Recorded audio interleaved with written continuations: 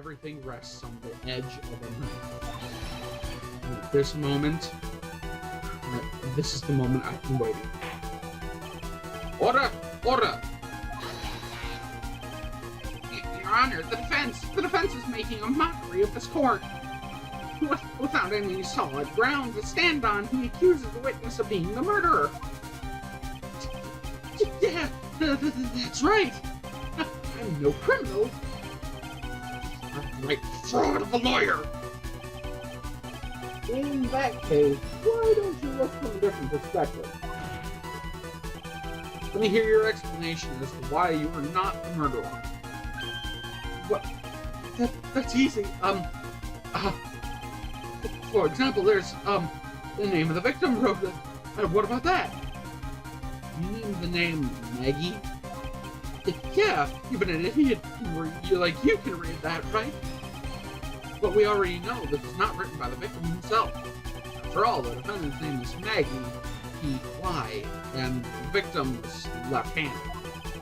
So basically, you're saying that in order to make the defendant look guilty, the real criminal used the victim's right hand to write her name on the ground?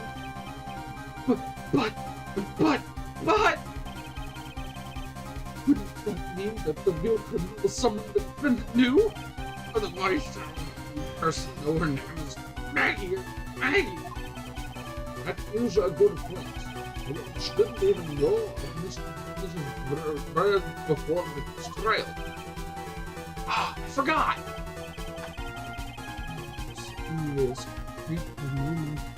There was a way. It would be best if I could prove the witness had a chance to learn. The defendant's name is Maggie. Now, will the defense please present its case? Would you like the witness to have the defendant's known the defendant's name?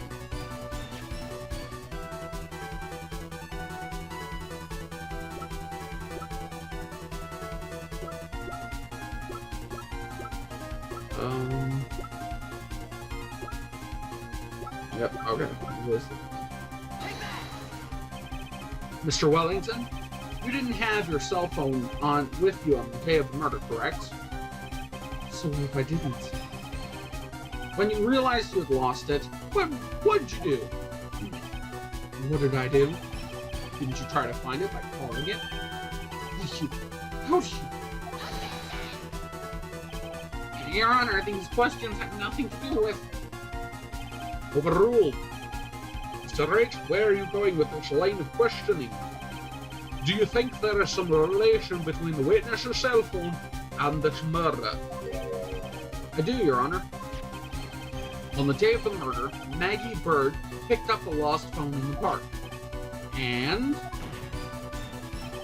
she also received a phone call from the owner of the phone.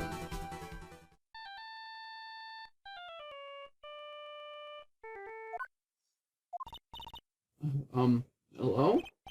Oh, thank you. I've been searching for my phone. Blah, blah, blah. We've been through this already.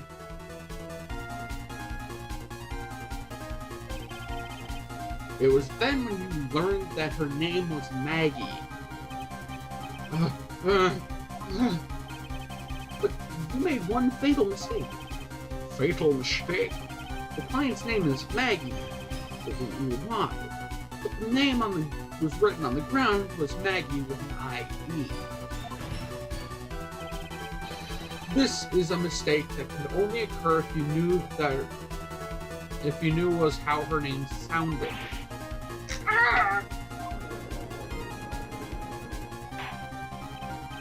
Order! Order! But Your Honor, the witness has no motive. And your point is... It's very simple, Your Honor. A person who would not kill someone without a reason. Mr. Wellington had no reason to kill anyone. It's absolutely correct. I don't have a motive. Mr. Wright. Your Honor, can you explain what motive this witness could have had? It's very simple, Your Honor. Are you sure, Nick? If I said I can't offer an explanation, then the trial's over, right? Yeah, but Now then, please present this court proof that the witness had a motive.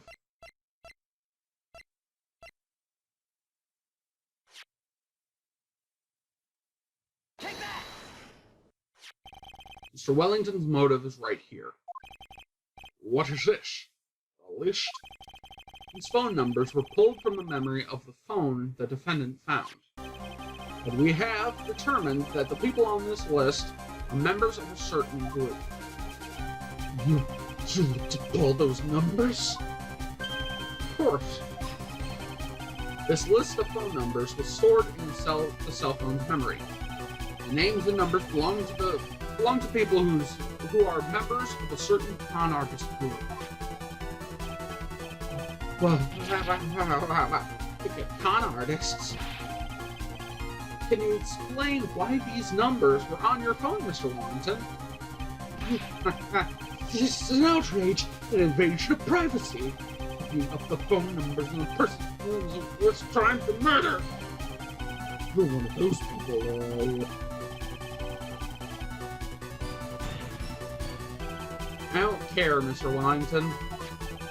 All I want is for you to tell us what this list is about. You think any of you can know what it's like to be a refined man like me? Your Honor, I'm just badgering of the witness. Objection overruled. Mr. Wright, what is the meaning of this? Why would the witness have the numbers of con artist group on his phone? Isn't it obvious? The witness is a member of that group. Mr. Wellington is a member of this very group. No! All of your friends' phone numbers are stored right here on this phone. If anyone were to look into their phone numbers, it would be all over for you. This is why you had to kill. Whoa, this is too much!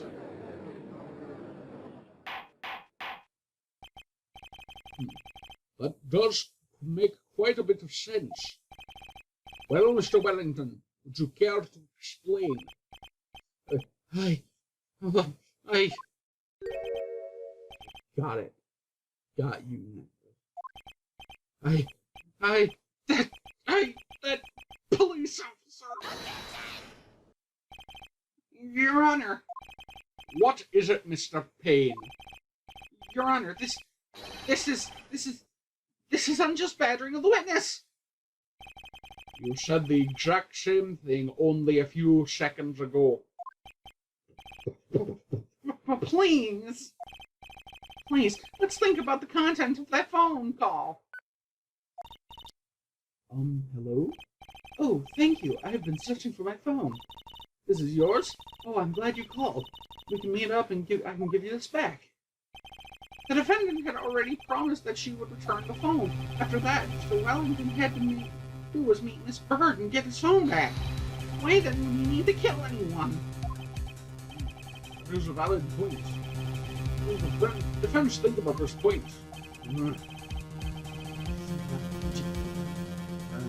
It makes sense.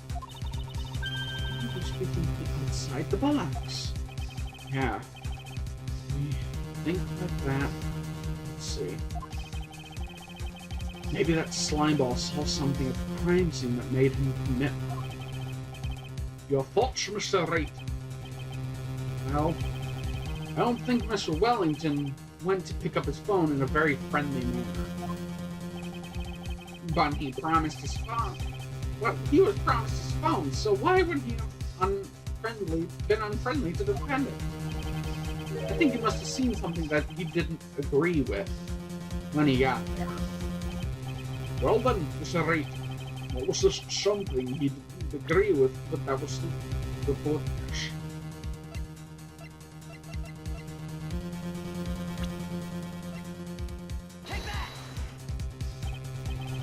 What Mr. Wellington saw was the victim. The victim? You mean Dustin Prince?